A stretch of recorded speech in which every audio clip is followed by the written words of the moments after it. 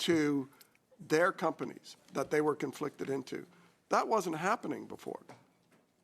So while you say it was done innocently, when 82% of board members, including yourself, are voting for things that you have a conflict of interest, that doesn't look innocent. That looks like a plan. Everyone has an opinion about Canadian federal politics. Oh, yeah.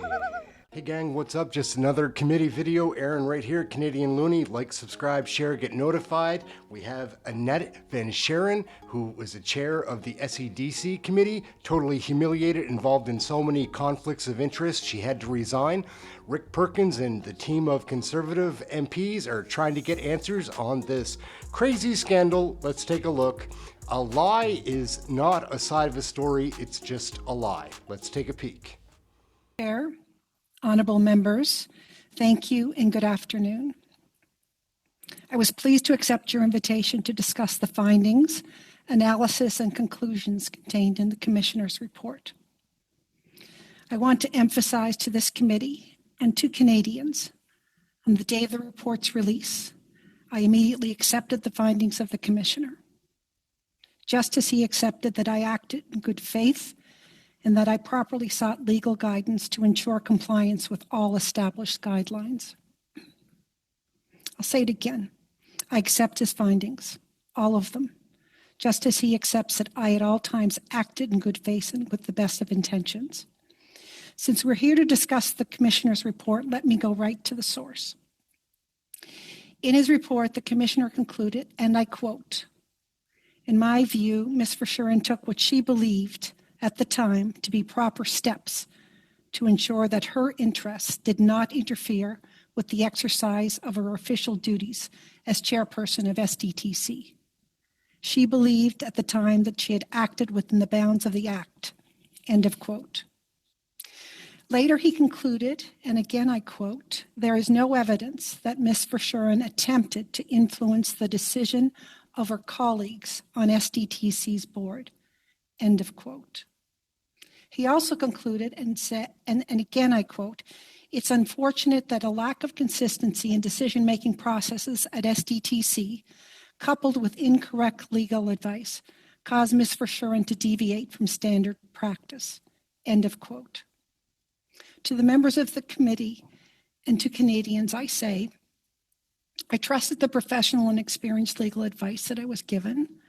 I followed established SDTC board practices that predated my tenure. And at all times, I took what I believe to be the correct steps. In the eyes of the Commissioner, those established practices were flawed. That legal advice didn't go far enough. I abstained from voting when, in his view, I should have taken the additional step of recusing myself. I accept his findings, just as he accepts that I acted in good faith and adhere to what I believe to be the proper set of measures. Thank you, Mr. Chair. I'm happy now to answer your questions.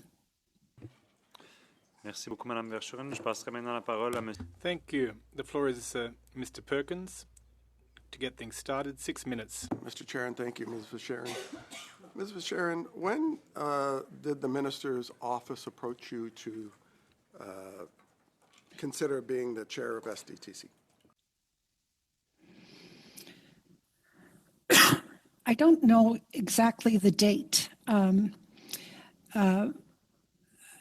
It was a couple of times, I think, he spoke to me about this, as did his policy advisor, I believe, as well. You're referring to Minister Baines? Yes, Minister Baines. They called you to see if Yes. you would do this. And Yes. your testimony, or at least what's reflected in the Ethics Commissioner report, in your interviews there, said that the government approached you. Is that correct? That's correct. But Minister Baines, when he appeared before this committee, said he had nothing to do with the appointment, that he had been given a list from PCO, and that you had applied. Now, is that true? Had you applied before you spoke with Minister Baines or after? Mr. Chair, I never applied for the position of the chair of SDTC. Thank you. Thank you. Thank you. That clarifies a lot of things about Minister Bain's testimony here and the cover-up on this. So now with regard, if I could ask you a few questions. Well, I appreciate that you appreciate the Conflict of Interest Commissioner's review, very narrow review of the circumstances. The Conflict of Interest Commissioner just testified here that actually he didn't cover all of the conflicts that were identified by the Auditor General in her report. Indeed, he did not say that there were two. They confirmed here there were 24 instances of conflict of interest for yourself, not two. Do you agree that you had a conflict of interest at least 24 times? Mr. Chair, I accept the Commissioner's findings, just as he accepted in his report that I acted in good faith on legal advice and established board practices that predated my tenure. Yes, and we have testimony from the former president, Leah Lawrence, who said before this committee that when she tried to improve the governance structure and governance policies, that you as the head of the board and the board itself rejected those attempts.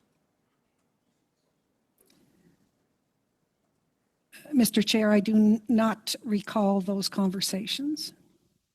So on the conflicts that were outlined by the Auditor General took a sampling over 5 years of 226 projects during the time of the 5-year audit. There were over 400 that the board approved at the time, but took a sampling of the 226. And out of that 226, 186 votes in the board had a conflict. In other words, 82% of the sample that the Auditor General took, board members were conflicted. Now, it sounds to me like the board members were overrepresented in the allocation of the $800 million, roughly $836 million that those votes represented. 82% were going to conflicted board members. So we've had, again, testimony here before the committee that when you were appointed with a managed conflict, the first chair in the history of the SDTC to have a conflict and appointed to the chair of this board, that the culture changed. In fact, fellow board members and the former president testified that one board member said, oh, we can manage conflict, so I'm going to bring some projects back. So isn't it true that your leadership created a culture of conflict of interest that led to 82% of board members receiving a vast majority, over $330 million, to their companies that they were conflicted into? That wasn't happening before. So while you say it was done innocently, when 82% of board members, including yourself, are voting for things that you have a conflict of interest, that doesn't look innocent. That looks like a plan.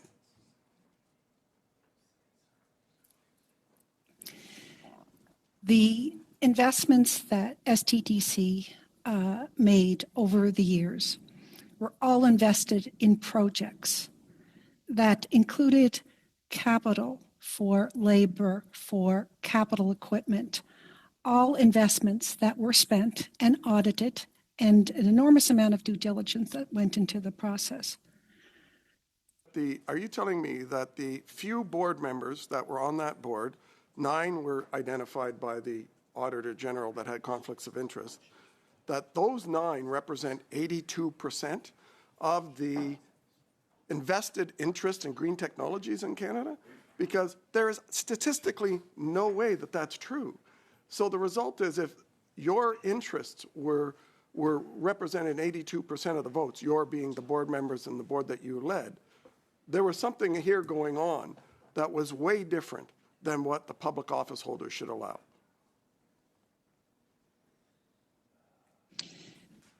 The decisions, the STDC undertook a lot of due diligence. The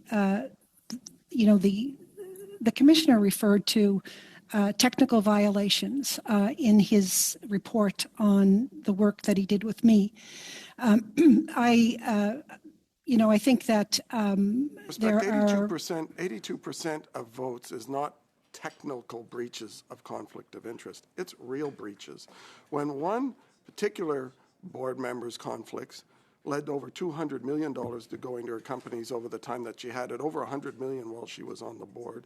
Same thing with Mr. Emet with about $10 million, Mr. Kukucher, $25 million. This appears to me to be a systemic plan and group think that says together it's okay because we've all got managed conflicts. You leave the room when it's yours up, I'll leave the room when I'm up, and you leave the room. It must have been tough to get quorum there since so many of your directors were conflicted. Okay. A brief answer, Ms. Verschoren, and then your time is up, Mr. Perkins. We obviously followed the processes that were in place. We obviously declared our conflicts. Critically important that we followed those, and we followed procedure. STTC is a organization that really did work and invested in the entrepreneurs in our country. Ms. Verschoren, the Commissioner's office just testified, just to be clear, that there are 24 conflicts of interest. You did, not 2. So, but I want to go back to my question on how you were appointed. You said that you didn't apply, that the Liberal Minister of Industry approached you and you had 2 conversations with him to do that. But we also have testimony here from the Liberal Minister of Industry who said he was given a list from the Privy Council office, and that's who he contacted. And the Privy Council office, head of appointments, who was in place when you were appointed, said that she supplied 6 names to Minister Baines on that. And when asked if anyone had ever been appointed without being on that list, she said, no, not that she was aware of. So, but you didn't apply, so I have no idea how you would have got on the list that Minister Baines then went and checked out. So who misled the committee? Minister Baines and the Prime Minister's Department, the PCO, on appointments, and saying that you applied, or you, and saying you never applied? Mr. Chair, I believe the situation was that there was indications that I was requested to consider to be an applicant to this. I'm sure that the Privy Council office would have looked at a number of applicants. I would expect. Okay. Ma'am, let's move to a different question. In your opening statement, you said repeatedly that the Ethics Commissioner said you acted in good faith. So are those your words or his? Because I looked through his report. I read it before, and I trust you did too. It says good faith in there one time, but it's not in this report talking about you being found guilty of this corruption. But it's not, that good faith phrase isn't about you. So why would you make that up? Why would you assert that in your opening statement today? He didn't say you were acting in good faith. Mr. Chair, we just heard from the Commissioner, and I accept his findings. Okay. So, ma'am, if you accept his findings, you'll recognize that in his findings, he didn't say that you acted in good faith. How many Canadian tax dollars were given out in conflicts of interest by Liberal-appointed board members at Sustainable Development Technologies Canada? How much money? Just the number would be helpful. The total amount of money? Yeah, the Auditor General pegged the number at $330 million given out in conflicts of interest. Do you dispute that number? The Auditor General stated that number. It's obvious that that is accurate. So you agree?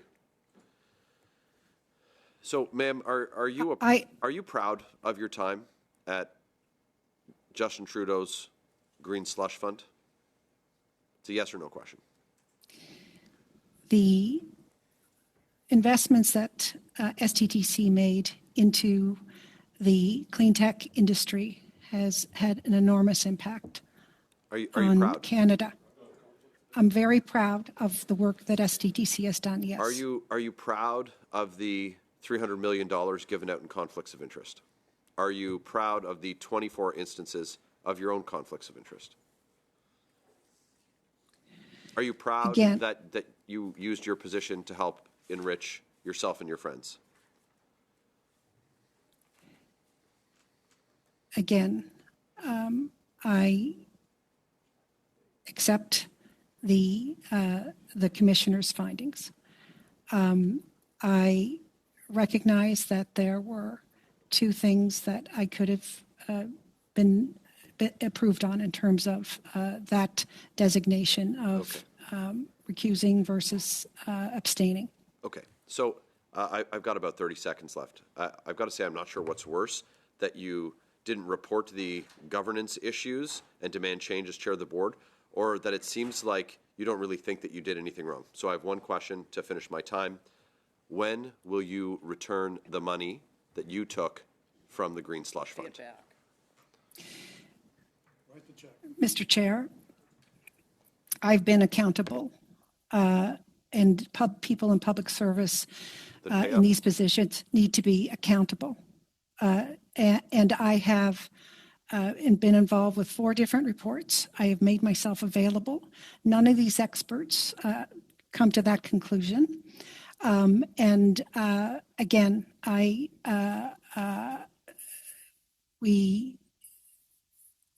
the other major issue is that those investments were made in projects in Canada that really has grown the economy.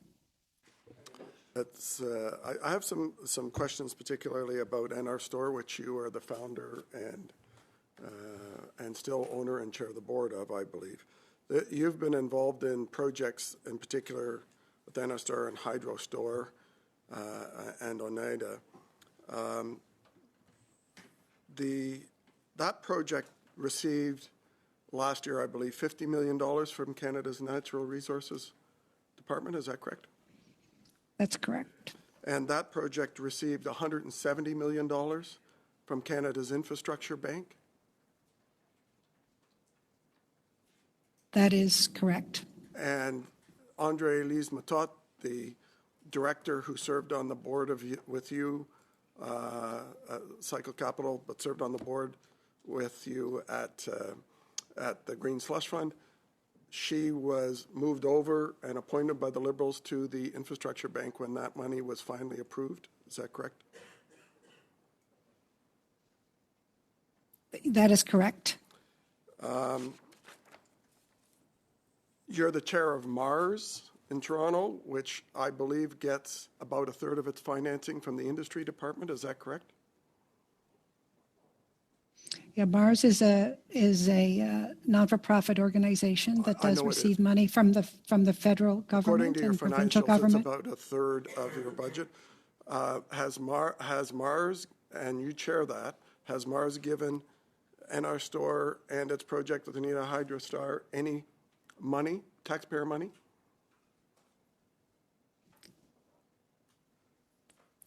That I do not believe that MARS gave NR Store and Hydro Store any taxpayer money.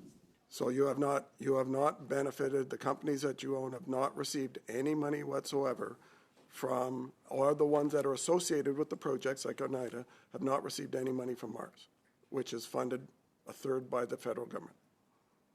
That's correct. Okay. So if I've got the number correctly, that's you got $170 million from the Infrastructure Bank, $50 million from Natural Resources Canada. That's a lot of money. Outside of that, it appears to be very profitable to be connected with these Liberals and be on the STTC board and to do their bidding so that other Liberals can get money. And then in return, in other government organizations, your projects got money. It's a lot of taxpayer money. I'm not sure there was a question there, Mr. Perkins, but that's all the time you had. Thank you. Everyone has an opinion about Canadian federal politics. Oh, yeah. So it would seem that SEDC just had a really good scam on the go. Like, one dirty hand washes the other, something like that. My name's Aaron, Canadian Looney. Like, subscribe, share, get notified. We're learning about Canadian federal politics, sharing it here. There's lots of these committee videos that are really very interesting to watch, keeping Canadians informed. That's it. Like, subscribe, share, get notified. Please leave a comment. Love the comments. We'll catch you next video. Thank you for watching this one.